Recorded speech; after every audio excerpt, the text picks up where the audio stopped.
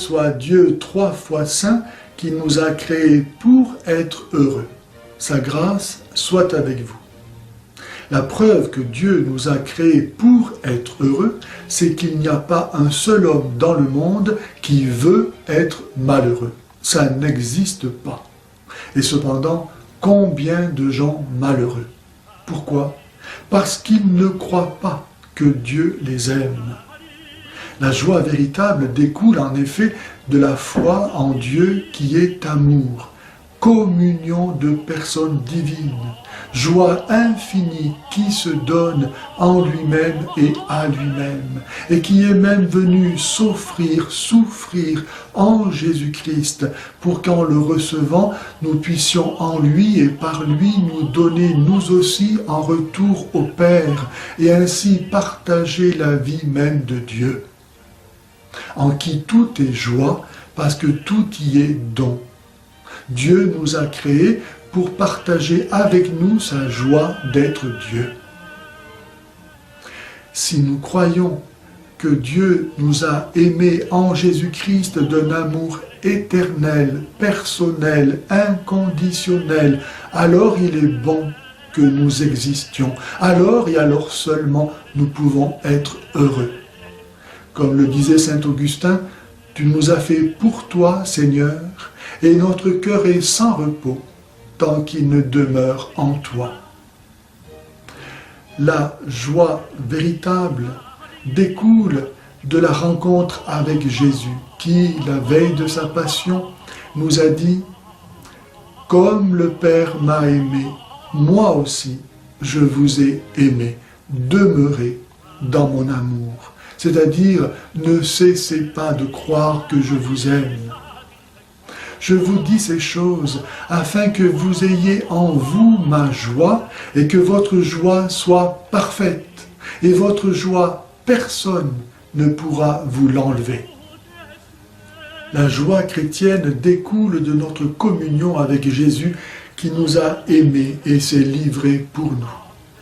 Et s'il n'y a pas de plus grand amour que de donner sa vie pour ceux que l'on aime, et si le bonheur c'est d'être aimé et de pouvoir aimer en retour, alors nous pouvons être infiniment heureux en aimant Jésus qui nous a aimés du plus grand amour qui soit.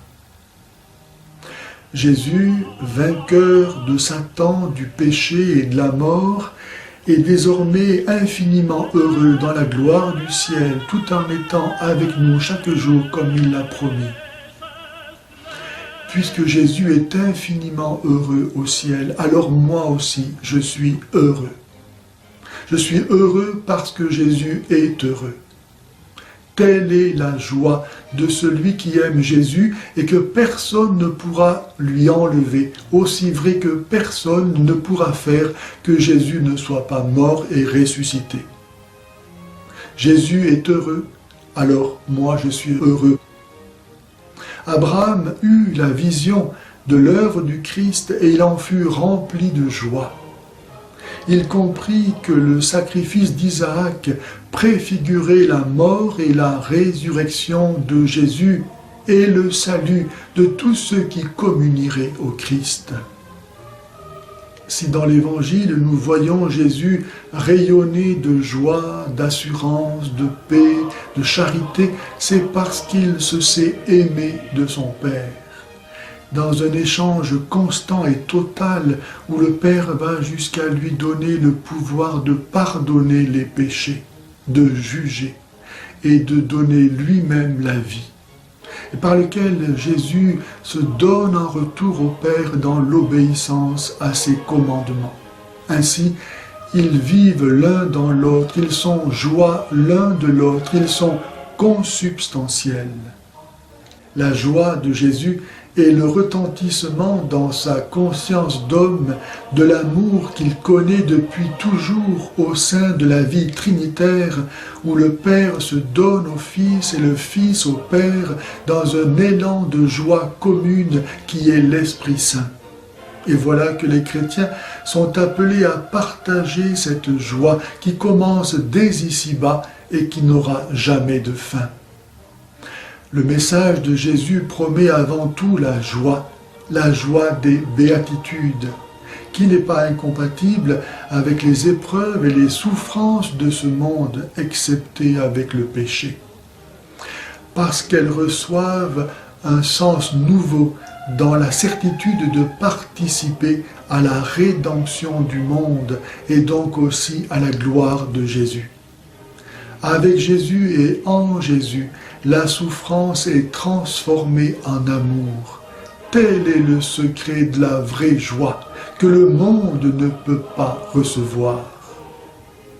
La joie est donc intimement liée à l'amour. On ne peut pas être heureux tout seul. C'est pourquoi la joie requiert la vie fraternelle et toutes les vertus qui la rendent possible, comme la loyauté, la persévérance dans les difficultés, la générosité en donnant plus que le minimum et de s'engager à fond au service du Seigneur, du bien commun et des plus pauvres. C'est ainsi que la fidélité et la persévérance dans le bien conduisent à la joie. Mets ta joie dans le Seigneur, dit le psaume, et il comblera les désirs de ton cœur, bien au-delà de ce que tu peux désirer.